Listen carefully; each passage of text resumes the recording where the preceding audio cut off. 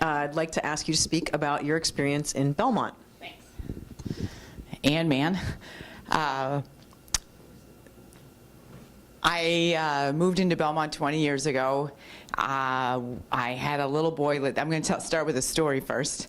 I had a little boy that lived next door with his mother and the boyfriend, and his name was Gustavo, and she was from Brazil. And my son and her son became very good friends, and it was a wonderful relationship. And her boyfriend was a Tyler in Belmont, and she was a housekeeper. And she had come home one day and told me that a woman that lived on Belmont Hill, which is our Mitt Romney area is what I like to refer to it as, had not paid her in 3 months for her housekeeping, and that she was worried about the rent that had to get paid. And I asked for the woman's name, and she wouldn't tell me. And then she said that the woman, when she wanted the money and said, listen, I'm going to do something about this, the woman said, there's nothing you can do. You're an illegal. You can't report it. So when we talk about safe communities, we do want people to be able to report when something has gone wrong.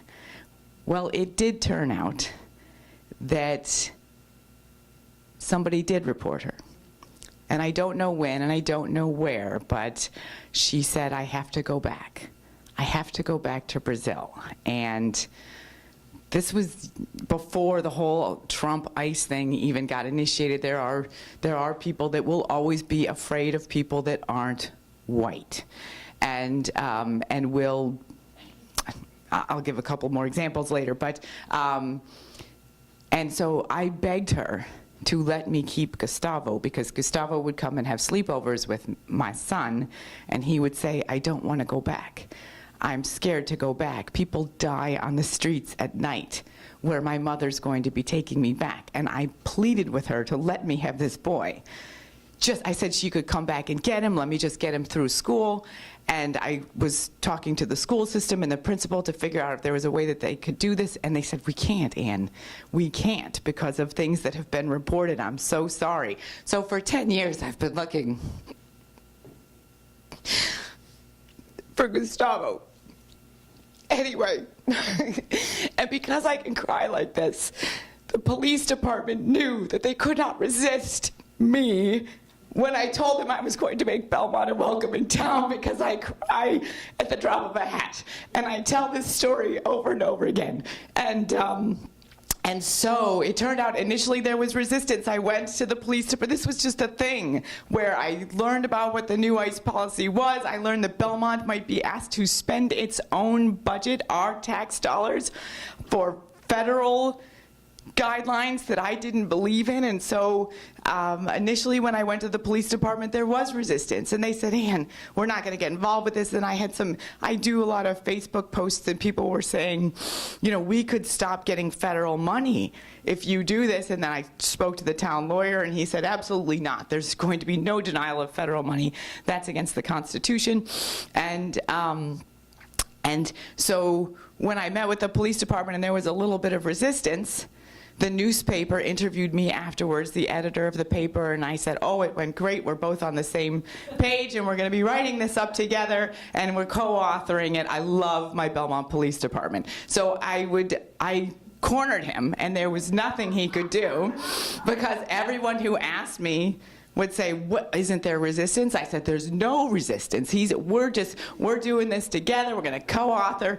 And the night of town meeting, this was the wildest part. So I all day made these signs that said welcome, and it was rainbows, just like you.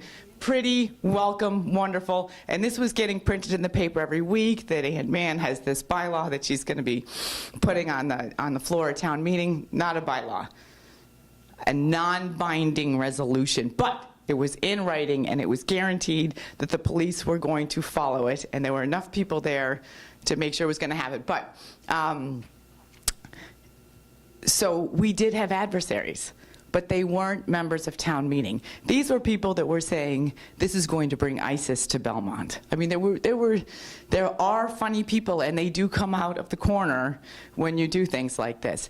But the interesting thing was that the media was there, And so they were standing with their big cardboard cutout from the side of a dishwasher sign that just had a circle around it, had the word illegals and a line through it. They were actually getting some Republican funding. So they had these stickers and buttons that they had too, but fortunately nobody could read them. So when you had the comparison on the news between these very angry people that were saying racist names for people on the corner as people came into the parking lot, and then us, who were all hugging everybody and had our welcoming signs, it was a very different feeling. And yes, we did have a landslide victory, but not as good as yours. I think we had maybe 40 people that voted against it out of 280. But the thing is, other things followed up. People are afraid of what they don't know. Sometimes parents train you differently, and they teach you to hate. A side note, as a realtor, I did tell Belmont on the floor of town meeting that in the event that this fails, it's going into the Boston Globe, because I'm going to call them, and all of your property values are going to drop, because we're going to be known as a hateful town. And I'm one of the top agents in New England, so I felt like an expert on that. And our property values did go up.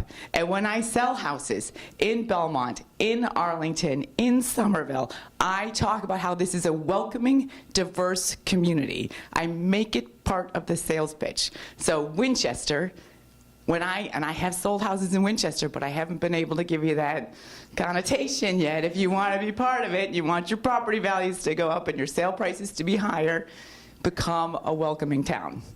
Tell them about the network. Yeah, right, and join the crowd. Thank you so much.